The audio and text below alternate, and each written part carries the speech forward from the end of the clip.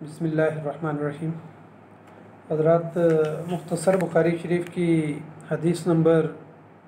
249 का आज मुताला करेंगे। ये बुखारी शरीफ का किताबुस्सलात हम मुताला कर रहे हैं और तरतीब के लिहाज से ये बुखारी शरीफ की जो हदीस है वो 377 नंबर ये हदीस है। इसमें नबी अकरम सल्लल्लाहु अलैहि वसल्लम ने हमें छत पर या मिंबर पर और इसी तरीके से लकड़ी के ऊपर नमाज़ पढ़ने के बारे में बताया है कि इमाम बुखारी रहमतुल्लाह अलैह ने इस पर जो बाब बांधा है वो है बाबुस्सलाति फिस्सुतूए वल मिंबर वल खशब, कि छत के ऊपर और मिंबर के ऊपर और लकड़ी के ऊपर नमाज़ पढ़ने के हवाले से इमाम बुखारी ने ये बाब कायम किया है। अन साल इब्न साद रज़ियल्लाहु अन्हु वक़द सुइला मिन अय्यि शैइन अल मिंबर फ़क़ाल मा बकिया बिन्नासि अअलमु मिन्नी व मिन अस्लिल गाबति अमिलहु फुलानुन मौला फुलानता लिरसूलिल्लाहि स्वल्लल्लाहु अलैहि वसल्लम वक़ाम अलैहि रसूलुल्लाहि स्वल्लल्लाहु अलैहि वसल्लम हीना उमिला व वुज़िअ फस्तक़बलल क़िबलता व कब्बर व क़ाम अन्नासु खल्फ़हु फ़क़रअ व रकअ अन्नासु खल्फ़हु सुम्मा रफ़अ रअसहु सुम्मा रजअल कहकरा फ़सजद अलल अर्दि सुम्मा आद इलल मिंबरि सुम्मा क़रअ सुम्मा रकअ सुम्मा रफ़अ रअसहु सुम्मा रजअल कहकरा हत्ता सजद बिल अर्दि फ़हाज़ा शानुहु। रवाहुल बुखारी। हज़रत सुहैल बिन साद रज़ियल्लाहु ताला अन्हु से रवायत है, उनसे किसी ने पूछा कि नबी अकरम सल्लल्लाहु अलैहि वसल्लम के मिंबर के बारे में, यानी वो किस चीज़ से बना हुआ था। तो वो बोले कि अब लोगों में उसके मुताल्लिक़ मुझसे ज़्यादा कोई जानने वाला नहीं है, यानी सबसे ज़्यादा जानने वाला मैं ही हूँ। और फिर उन्होंने फरमाया कि वो मुकामे गाबा के झाव, यानी एक दरख्त का नाम उन्होंने लिया कि वो अस्लिल गाबत है, कहा कि वो गाबा के झाव से बना हुआ था जिसे रसूलुल्लाह सल्लल्लाहु अलैहि वसल्लम के लिए फ़लाँ औरत के फ़लाँ ग़ुलाम ने तैयार किया था।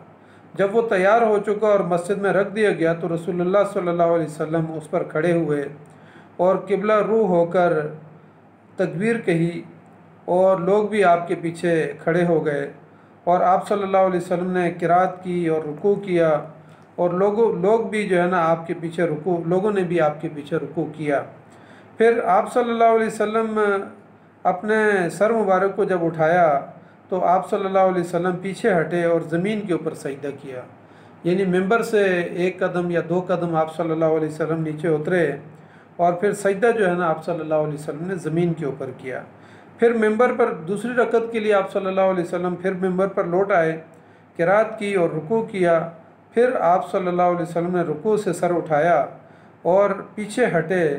हत्ता कि ज़मीन के ऊपर आप सल्लल्लाहु अलैहि वसल्लम ने दोबारा सजदा किया। और फिर फरमाया, ये रावी कहते हैं कि मिंबर नबी सल्लल्लाहु अलैहि वसल्लम का यही किस्सा है, यानी उन्होंने पूरे उस मिंबर की तफसील भी बयान की और साथ ये भी बयान किया कि वो किसने बनाया था और लकड़ी के यानी लकड़ी से वो बना हुआ था।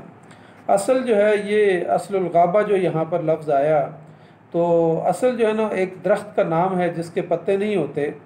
और ये दरख्त ऐसा है कि इसके ऊपर एक फली लगती है और उसमें दाने होते हैं और ये इसको अशनान का दरख्त भी कहते हैं, उसके मिसल है ये।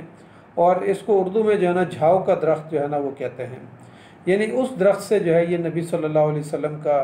मिंबर जो है वो तैयार हुआ था। गाबा जो है ये मदीना मुनव्वरा से कोई 9 मील के फ़ासले पे या 10 मील के फ़ासले पे जो है ना ये जगह का नाम है जहाँ नबी सल्लल्लाहु अलैहि वसल्लम की ऊँटनियों को रखा जाता था। तो ये वो मुकाम है, इस मुकाम से जो है ना ये दरख्त काटा गया और फिर वहाँ से जो है ना ये नबी सल्लल्लाहु अलैहि वसल्लम का मिंबर तैयार किया। अब ये मिंबर बनाने वाले कौन शख्स थे, कहा कि फ़लाँ औरत का जो है ना ये फ़लाँ ग़ुलाम था। इसके बारे में जो है ना मुहद्दिसीन ने जो लिखा है कि उसका नाम कबीसा कबीसा कबीसा मखजूमी था, और बाज़ ने इसका नाम जो है ना, यानी बाज़ ने कहा है कि इसका नाम मैमून जो है ना था, या सलाह इसका नाम, यानी ये 3 नाम इसके बारे में आते हैं। और बाज़ ने ये कहा कि यानी ये हज़रत इब्न अब्बास रज़ियल्लाहु तआला अन्हु का ग़ुलाम था, और बाज़ मुहद्दिसीन ने लिखा है कि नहीं, ये एक अंसारी औरत थी, उसका जो है ग़ुलाम था। और इस हदीस में भी जो है ना मुअन्नस का तज़किरा है कि वो जो है ना किसी औरत का जो है ना वो ग़ुलाम था। तो इस तरीके से जो है ना ये नबी सल्लल्लाहु अलैहि वसल्लम का मेंबर बनाया गया। इमाम बुखारी रहमतुल्लाह अलैह यहाँ पर ये बताना चाहते हैं कि जिस जगह पर इमाम सजदा करे तो वो जगह जो है वो पाक होनी चाहिए, और फिर इसी तरीके से जहाँ वो खड़ा है वो जगह भी पाक होनी चाहिए, ख्वाह वो दाएं बाएं उसके जो है ना माहौल इतना साफ़ ना भी हो, लेकिन जिस मुकाम पे उसने सजदा करना है या जिस मुकाम पे उसने खड़ा होना है वो मुकाम जो है वो पाक होना चाहिए। इसी तरीके से एक आदमी मसलन पुल के ऊपर खड़ा होकर जो है ना नमाज़ पढ़ रहा है, और नीचे से भले वो जो है ना पुल के नीचे से गंदगी बह रही हो। इसी तरीके से एक आदमी बर्फ़ के ऊपर खड़ा है, तो नीचे बर्फ़ के जो है ना अगर गंदगी पड़ी हुई है या गंदगी का ढेर है, लेकिन ऊपर जो है ना सतह जो है ना बहुत बुलंद है और बर्फ़ जो है ना उसके ऊपर पड़ी हुई है और बर्फ़ जमी हुई है, तो नीचे अगर गंदगी पड़ी हुई है तो इससे कोई हर्ज नहीं है। तो इमाम बुखारी रहमतुल्लाह अलैह जो है ना ये बताना चाह रहे हैं। या फिर इसी तरीके से एक शख्स जो है ना नीचे से सीवरेज के पाइप है, पाइप में से पानी सीवरेज का गुजर रहा है, लेकिन अगर वो पाइप के ऊपर नमाज़ पढ़ता है तो उस सूरत में भी जो है ना ये जो है ना नमाज उसकी हो जाती है। लेकिन अगर गंदी नालियाँ हैं या गंदा पानी बह रहा है तो कम से कम जो है ना फिर उसके बारे में ये आता है कि उससे कुछ ना कुछ फ़ासला जो है ना वो मौजूद होना चाहिए, दरमियान में कोई सुथरा होना चाहिए, या कुछ फ़ासला जो है ना वो, या कोई चीज़ यानी दरमियान में पर्दे के तौर पे जो है ना वो मौजूद होनी चाहिए। इमाम बुखारी रहमतुल्लाह अलैह यहाँ पर जो है ना हसन बसरी रहमतुल्लाह अलैह की तालीक लेकर आए हैं, और उन्होंने कहा कि हसन बसरी रहमतुल्लाह अलैह जो है वो बर्फ़ और पुल के ऊपर जो है ना नमाज़ पढ़ने को जो है ना जायज़ करार देते थे,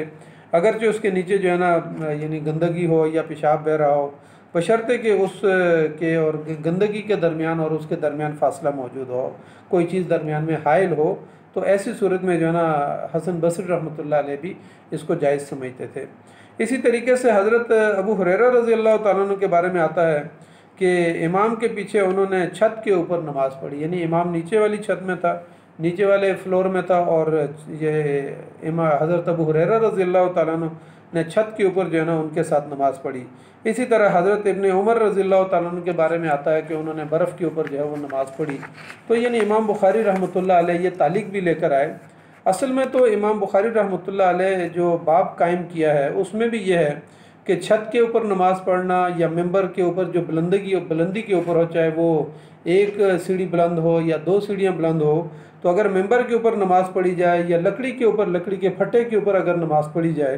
तो इमाम बुखारी रहमतुल्लाह अलैह ये साबित करना चाह रहे हैं कि इस नमाज का जवाज़ मौजूद है, और नबी सल्लल्लाहु अलैहि वसल्लम की इन अहादीस से जो है ना ये साबित होता है कि नबी सल्लल्लाहु अलैहि वसल्लम ने ख़ुद मेंबर के ऊपर खड़े होकर नमाज़ पढ़ाई।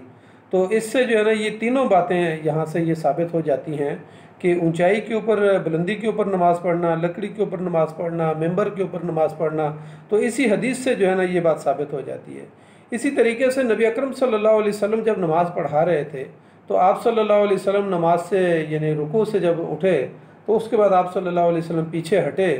और पीछे हटने के बाद आप सल्लल्लाहु अलैहि वसल्लम ने ज़मीन के ऊपर सजदा किया, और पहले रकत में भी किया और दूसरे रकत में भी किया। तो इससे ये बात साबित होती है कि नबी सल्लल्लाहु अलैहि वसल्लम एक कदम या 2 कदम आगे पीछे होने को जो है वो अमल कलील समझते थे, इसलिए उसको अमल कसीर जो है ना तसव्वुर नहीं किया जा सकता कि जिससे नमाज मुतासर हो। तो दोनों मरतबा, दोनों यानी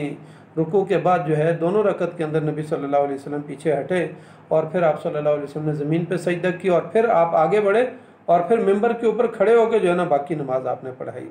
इस हदीस से ये बात भी साबित होती है कि इमाम अगर मुक्तदियों से ऊंचे मुकाम पर खड़ा है तो इस तरह से नमाज उसकी जायज़ हो जाती है, यानी मुक्तदी थोड़े से नीचे हैं, वो यानी बहुत बुलंदी पर भी नहीं, लेकिन थोड़ा सा भी अगर ऊंचाई पे मौजूद है तो ये खड़ा हो सकता है।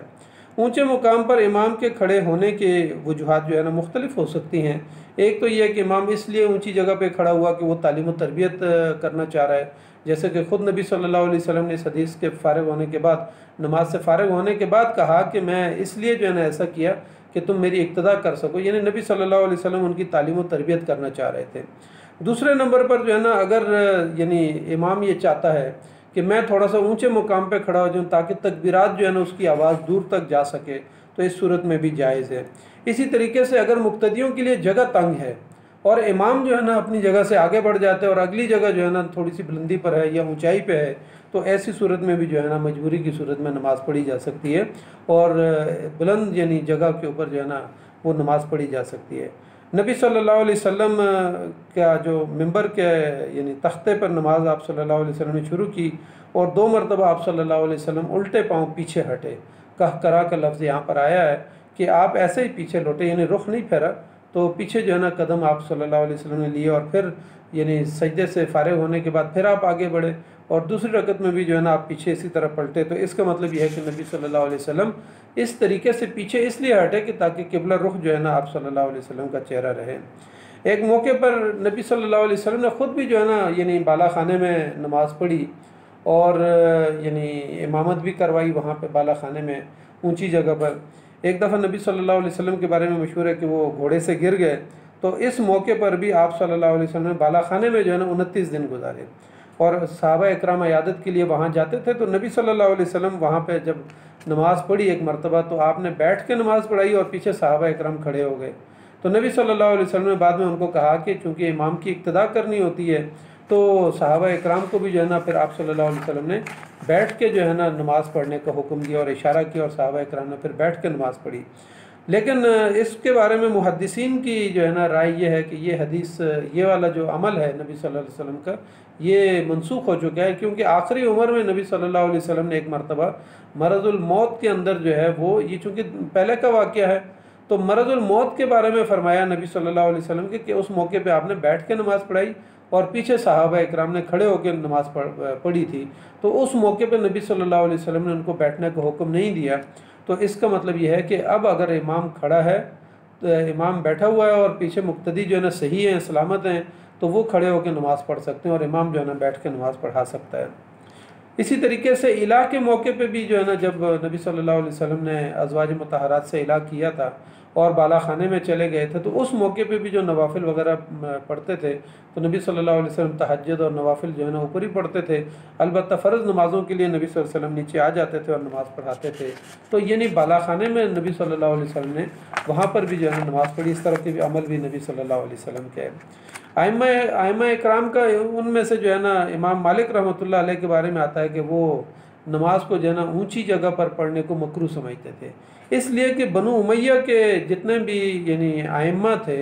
और उनके हुक्मरान थे, तो वो जो है ना तकब्बर की वजह से वो ये कि बाकी लोगों को जो है ना थोड़ा नीचे रखते थे और इमाम के लिए उन्होंने ऊंची जगह के ऊपर जो है ना मसल्ला यानी डाला हुआ होता था और ऊंची जगह के ऊपर, और लेकिन वो तकब्बर की वजह से ऐसा करते थे, किसी मजबूरी की वजह से या तालीम व तरबियत की वजह से नहीं। तो जब वो तकब्बर की वजह से अगर वो कर रहे थे, तो इसलिए इमाम मालिक रहमतुल्लाह अलैह ने इसको जो है ना फ़ैल अबस करार दिया और मूजिब फ़साद करार दिया। इसलिए जो है ना वो इसको मकरूह समझते थे कि नहीं, ऊंची जगह पे नमाज नहीं पढ़नी चाहिए। हाँ, अगर वो तालीम व तरबियत के लिए है या किसी मजबूरी की वजह से है, तो फिर वो जो है ना इसको वो ख़ुद भी इसको जायज़ समझते थे। जैसा कि जो है ना इस हदीस में है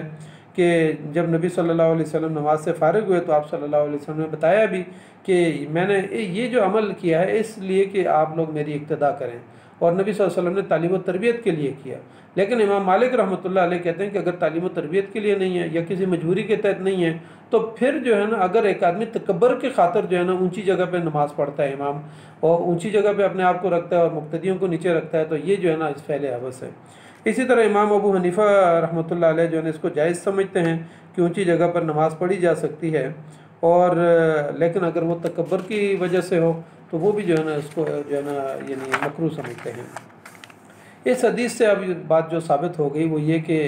अगर आजकल के जैसे हमारे इलाकों में जो है ना, शहरों में मस्जिदें 2 मंजिला और 3 मंजिला होती हैं, मुक्तदी और कुछ इमाम और मुक्तदी कुछ नीचे होते हैं, फिर बाला खाने में होते हैं और फिर ऊपर वाले खाने में होते हैं। तो इस तरीके से इसका जवाज़ जो है इस हदीस से मिलता है और बाकी सहाबा इकराम के अमल से भी मिलता है कि इमाम नीचे था और मुक्तदी ऊपर थे, तो इस तरीके से नमाज जो है ना वो पढ़ी जा सकती है और वो नमाज भी जायज़ है। इसी तरीके से जो है ना ऊंची जगह पर अगर इमाम खड़ा होता है, तालीम व तरबियत की खातिर उसको खड़ा होना चाहिए या तकबीरात की खातिर उसको खड़ा होना चाहिए, तो ऐसी सूरत में जो है ना नमाज जायज़ है। इसी तरीके से हमारे देहाती इलाकों में बुज़ुर्ग औरतों और मर्दों के लिए जो है ना बाज़ लोग फट्टा बना देते थे, ऊंची सी जो है ना यानी तख्ता सा बना देते थे और उसके ऊपर वो आसानी से उठने बैठने में उनके लिए आसानी होती थी और ऊंची जगह पे जो है ना बैठ के वो नमाज़ पढ़ते थे। यानी जो बूढ़े हमारे यानी बुज़ुर्ग होते थे तो उनके लिए ख़ास किस्म का फटा जो है ना वो बनाया हुआ होता था और उसके ऊपर वो खड़े होकर या बैठ के जो है ना वो नमाज़ पढ़ते थे। उनके लिए आसानी ये होती थी कि उनके लिए उठना और बैठना उसके ऊपर जो है ना आसान हो जाता था। तो यानी इन तमाम चीज़ों का जवाज़ जो है नबी सल्लल्लाहु अलैहि वसल्लम की इस हदीस से हमें मिलता है कि इस तरीके से जो है ना नमाज़ पढ़ी जाए तो जायज़ नमाज है। तो हम अल्लाह ताला से दुआ करते हैं कि अल्लाह ताला हमें इन अहादीस के ऊपर अमल करने की तौफीक अता फ़रमाए। और मैं आप तमाम हजरात से गुजारिश भी करूँगा कि आप ख़ुद अपने आप को भी और अपने बच्चों को भी और अपनी फैमिलीज़ को भी लेके जो है ना ये मुख्तसर बुखारी शरीफ या घर में बुखारी शरीफ के आपके पास तराजुम और बुखारी शरीफ का सेट पड़ा हुआ होगा, तो आप ख़ुद भी जो है ना यानी लेके बैठें और ये 10-15 मिनट की जो हदीस डेली हम करते हैं इसको आप ख़ुद भी मुताला करें और अपने बच्चों को भी और ख़ानदान वालों को भी मुताला करवाएँ। जज़ाकल्लाहु खैर। अल्लाह ताला हमें इस हदीस के ऊपर यानी ज़ाहिर के ऊपर भी और इसका बातिन जो रूहानियत है उससे भी हमें फैज़ हासिल करने की तौफ़ीक़ अता फ़रमाए। जज़ाकल्लाहु खैर। अस्सलामु अलैकुम व रहमतुल्लाहि व बरकातुहू।